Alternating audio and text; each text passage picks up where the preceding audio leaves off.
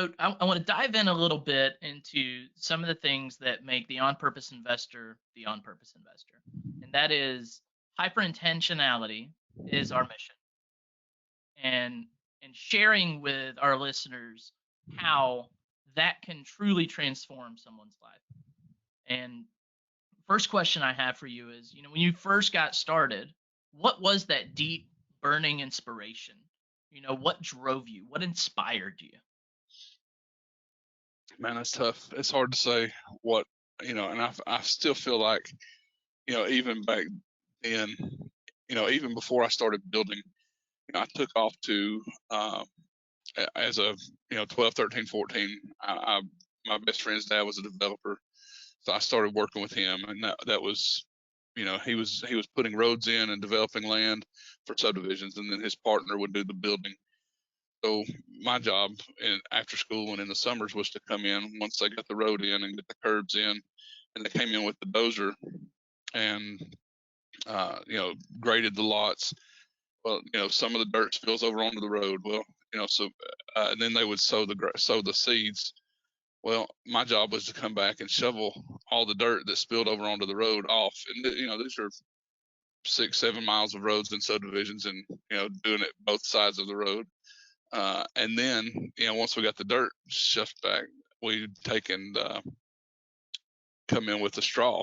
After they come in with their big seeder on the back of the tractor and do it mechanically, we had to straw the entire neighborhood. Uh, the full length of the neighborhood and 30 feet back from the road.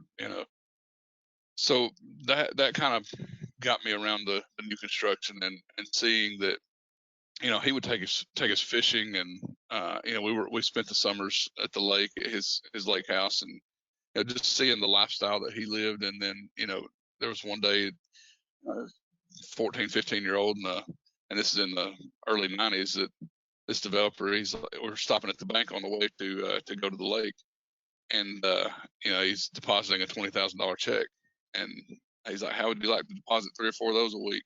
I'm like, I didn't say anything, but man, it left an impression on me. So, I kept working with him. I kept doing my yards. I kept, I worked as a lifeguard. Just whatever I could do to earn an income. And the whole time I was like, kept telling my parents, I want to buy this house. I want to buy this house, or I want to buy this, or I want to buy, it was a real estate investment because they had, 2 or 3 rental properties. So I wanted to do that. I could see then that, hey, if I have enough of these, I don't have to work.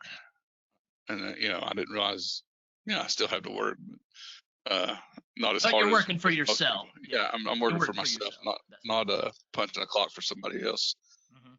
So, it just took, it's just a culmination of things. And you get to a point, and you've got your parents that you've listened to your whole life telling you got to go to college, got to go to college, and then you've got this other influence in your life that that went to college, played football on a scholarship, got a degree, came home, taught school, and then made his own way as a developer.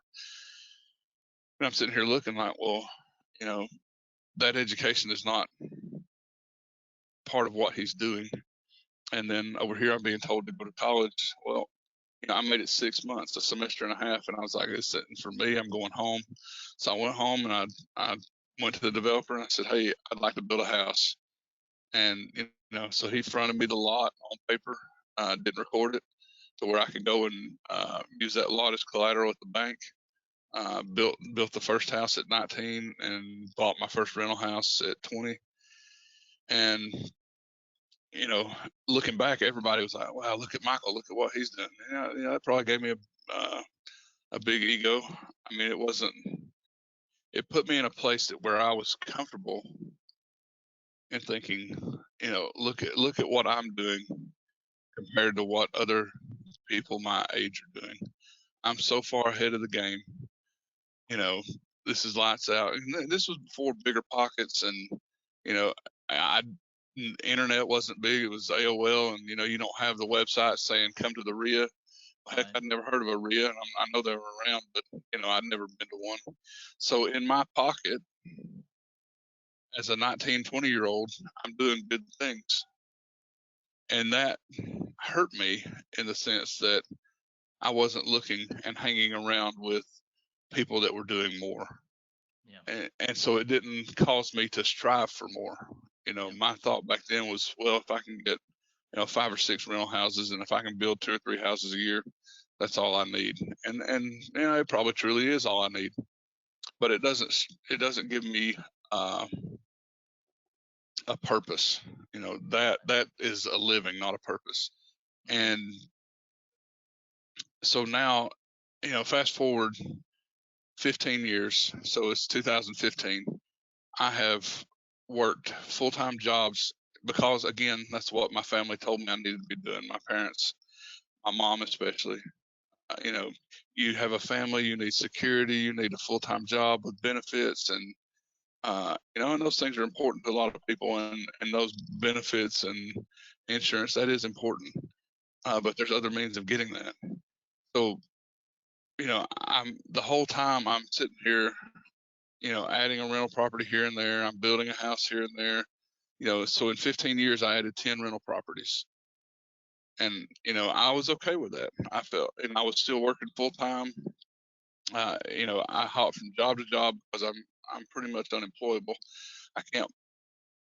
It pains me to go and clock in for somebody else while I'm dreaming about my ideas. So, So Mike, just to clarify a little bit, you said you were working a full-time job. Was that the building company you were doing? no, so I was working a full time job at night. I worked multiple night shift jobs because that would give me the freedom to work on my own during the day. So that that working on my own during the day was, um, I had a land clearing company, I had the construction company, I had the rental properties, all of those different businesses that we were running. I was working full time at night for that safety net. So I was working full time, third shift, never able to spend time with my family, missed all kinds of birthday parties and events because I worked the night before and I had to sleep, or I'm going in tonight, I've got to get a few hours sleep before. So I just missed, I missed all that. And then finally, one of my lenders and mentors said, Mike, that job's costing you money.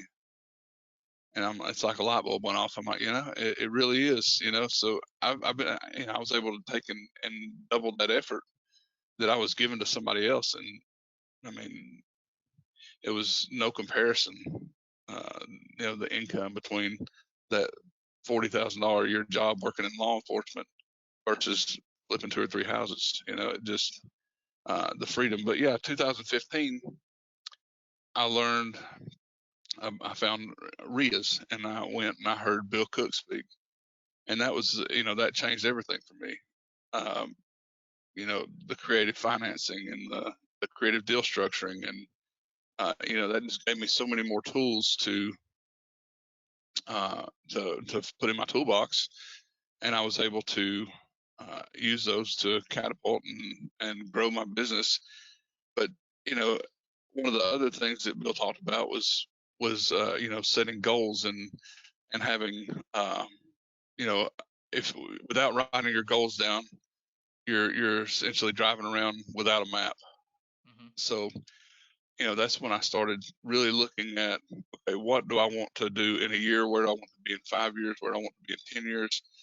And writing these things down, and vision boards. I've got my vision board sitting up here to my right here, but you know, this self-storage facility. I'm inside my self-storage facility, so I turned my office into, or a storage unit into into my office. So All it is right. climate controlled, but yeah, we put this wall behind us, and but this self-storage facility was on my vision board for 4 years. This exact facility. Yeah. So just changing your mindset and looking at where you want to be and doing it with intention, not just willy-nilly going out and doing whatever you want and however you want it. Putting yourself around the right people and working it that way. So you spent 15 years with an idea that Man, you rental hurt my feelings properties. now. Yeah. Well, yeah, 15 Yeah. years. you spent 15 years buying these rental properties because you knew it was a good idea. You knew that it is going to give you passive income. And you had income otherwise with the night job or the clearing company or the building company. You had other income as well.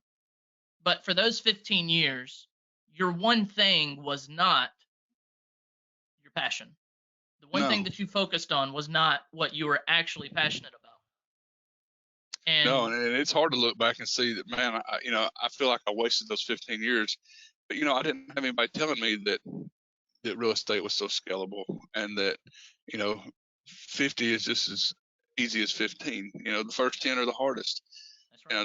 That's the biggest thing, is just I wasn't around the people. Again, I was sitting in my small city, looked at as hey, you're doing some cool things, and again, I mean, I'm not ego driven, but it Right. feels good, when people are patting you on the back and saying good job. And now I'm like, man, I was not doing anything big, Yeah. uh, and I needed to set a new direction, and that's like I say, 2015 was when I started getting involved in the RIS, getting educated, and setting goals and visioning and working towards where we are now.